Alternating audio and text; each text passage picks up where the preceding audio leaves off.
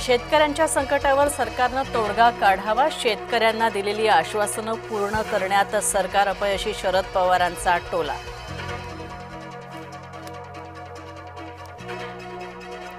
बंजारा समाजाला एसटीतून आरक्षण देण्यासाठी लढा देणार. धनंजय मुंडे यांचं बंजारा समाजाला आश्वासन. वक्फच्या निवडक सुधारणा लागू. न्यायालयाकडून गैरमुस्लिम सदस्य संख्येवर निर्बंध, तर सरकार आणि विरोधक दोघांना सांभाळून घेत दिला अंतरिम निकाल. रखडलेली मोनोरेल प्रयत्नानं झाली सुरळीत. महिनाभरामध्ये दुसऱ्यांदा मोनोचा खोळंबा. अधांतरी लटकलेल्या प्रवाशांना सुखरूप उतरवलं. महामुंबईमध्ये पाऊस. लोकल सेवा कोलमडली. शहरात अनेक ठिकाणी साचलं पाणी.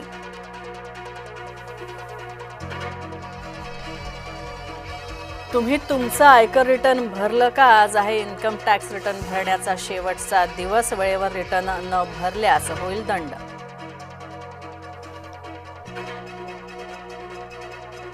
नाशकात रस्त्याच्या कामात लुटालूट. गिरीश महाजन देणार का लक्ष? महायुतीच्या कार्यपद्धतीवर मवियाचा आरोप.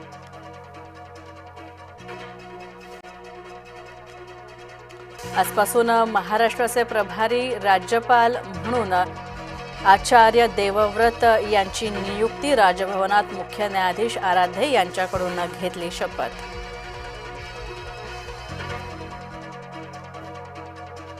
नितीन गडकरींचं पुन्हा वादग्रस्त वक्तव्य. वाद निर्माण होण्याची शक्यता. इमानदारीनं 200 कोटी कमवले. नितीन गडकरींचं वक्तव्य ठरलं लक्षवेधी.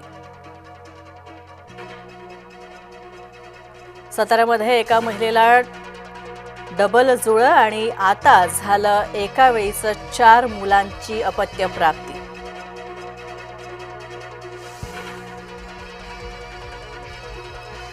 तर धनगर सुद्धा अनुसूचित जमातीतल्या आरक्षणासाठी झाले आक्रमक. बारामतीमध्ये आरक्षण श्रेणी बदलण्यासाठी धनगरांची लवकरच बैठक. राज्यात हुंड्यासाठी विवाहितेचा छळ सुरूच. बुलढाण्यातील मयुरीचा हुंड्यासाठी गेला बळी. सासरच्यांनी विवाहितेचा छळ करून हत्या केल्याचा आरोप.